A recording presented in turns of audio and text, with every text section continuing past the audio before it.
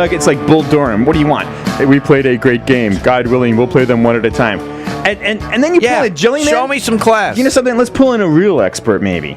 I know, Jelly Man was already there. He's not an expert. Let's pull in our expert. All right, before we bring him on here, listen to Santa Cruz hometown station, AM 1220, KHTS. This is the Gazette Radio Hour with Doug and John.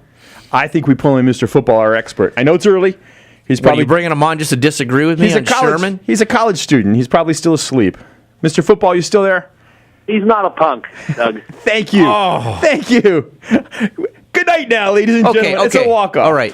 He's not, okay. Maybe he's not a punk, but he acted like one after the game. I will agree with you on that. Thank you. Which is, I don't have a problem with anything that happened other than he created a situation where he put himself before the team.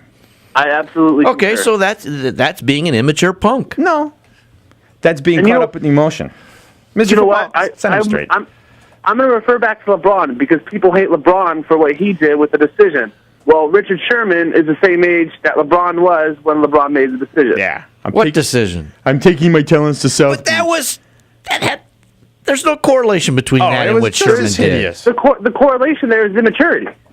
Yeah. It's how to handle the spotlight. No. Well, I don't know. Doug, you could learn something about maturity from Mr. Football. Wait. Uh-oh. I've got a son older than Mr. Football. Mr. Football, what'd you think of the games? The second game, Seattle-San Fran was a better one, but I was a little disappointed in New England-Denver. Yeah, I thought for sure New England would show up a little bit more. It was a bit boring, to be honest. Yeah. Is Denver really that good? Yes, I think they got a little lucky from Tom Brady, though. You think? Yeah, because I don't think Tom Brady was up to par. He wasn't his normal self. But they did luck out considering the game was in Denver and that it wasn't snowing. No, that's true. It wasn't terribly cold. The weather didn't really affect either of these games too much. Yeah, exactly. But I didn't think it was boring, though. I thought it was a pretty good game. Well, considering the second game. Oh, yeah. Yeah, comparatively speaking. But even then, you know, I still had a hard time believing that New England was in that game at all. Yeah. You never felt like they had Where momentum. the 49ers, I always felt they had a chance. I thought New England would have a chance.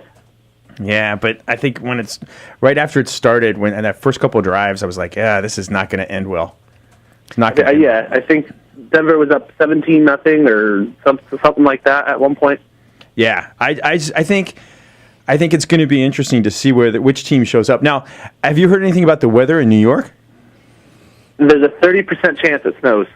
Oh, you guys must be hating that because I know both of you and Doug don't want weather to interfere. No, don't. No, I want it to snow.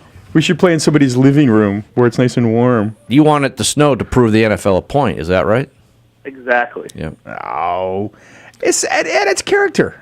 Oh, yeah. You know what I'm going back to this maturity and punk thing. You know what I'm thinking about? I knew we couldn't let it die. Because Mr. I Football. thought when they were going to interview Jim Harbaugh, the losing coach, that he would lose it because, you know, he's very emotional. He showed a lot of class. The team, the coach that I thought lost it, Mr. Football. Do you remember what Bill Belichick was doing? Yeah, No, I don't. Oh, he about the hit on his cornerback with Wes Walker. Yeah. Oh, that was just ridiculous. I think the NFL came back and said that wasn't an illegal hit. He was bitter. Yeah, exactly. And you don't expect that from him. He doesn't talk that much during the season. And then, man, after the season, he comes out with that bitter comment about, my cornerback got hurt on an illegal play, and as a result, we lost the game. Thank you.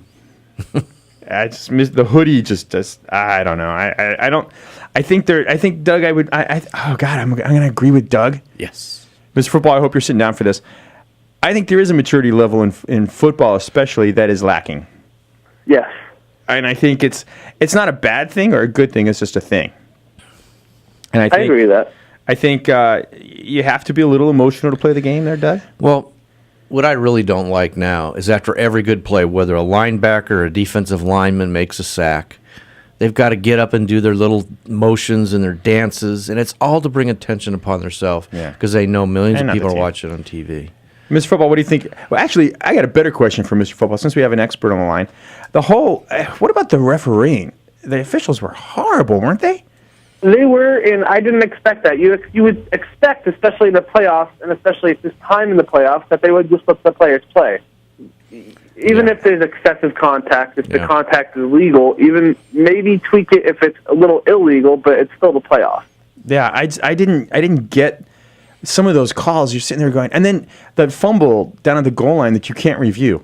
Really? Yeah, I don't understand why some plays are reviewable and some aren't. I think that needs to be looked at. The whole replay system, they need to follow order along with the MLB and the NBA, and that they're all changing their plays that they can replay. And I think the NFL needs to follow suit. I think what they need to do is what hockey does, which is have a central control room. The same officials for every game doing the replay. That's what baseball's going to do this year. Yeah, I think hockey does that. They call Toronto. Yeah. In baseball, I think you're going to get one challenge, I think, this year. Yeah. I don't mind about the number of challenges, and I can see, us scoring plays, interceptions, okay, whatever. What about this, Mr. Football? Did you see where Roger Goodell is suggesting to do away with the extra point after each touchdown? Yeah, I believe you get 6 points for the touch, or you get 7 points for a touchdown. Right. If you want to go for an extra point and you get it, it'd be 8. But Right. if you don't get it, you revert back to 6. Yeah. I'm dead set against that. Why? Those extra points are boring and routine. Dead set against that. They're boring and routine. Add some excitement. Are you ready? I'm going to make a comment, and it's going to change your mind. You're going to agree with me. You ready? I doubt that. Mr. Football, do you agree with Doug or not? I agree with Doug, yes. Okay, I'm going to change both your minds. Okay? Well, you only got 20 seconds to do it. Easy. You're sitting down, your favorite bar, watching a game. You've had a couple adult beverages. You need time to go to the bathroom, but you don't want to miss the game. When do you go to the bathroom? After the extra point. No. Thank you. Good night now. After the extra point, when the commercials come on. Yeah. You could go after they score the touchdown, you watch the replay, you go to the men's room, you come back, you're watching the kickoff. Right, Mr. Football? What about the kick return? Yeah, you come back, you're watching the kickoff. If you go to the bathroom after the extra point, then you're going to miss the kickoff. Chances are we're not even going to have a kick return in a couple years anyway. Yeah, that's a good point, too. All right, Mr. Football, we've come to the end of our time. Next week, we're going to dissect the big game, okay?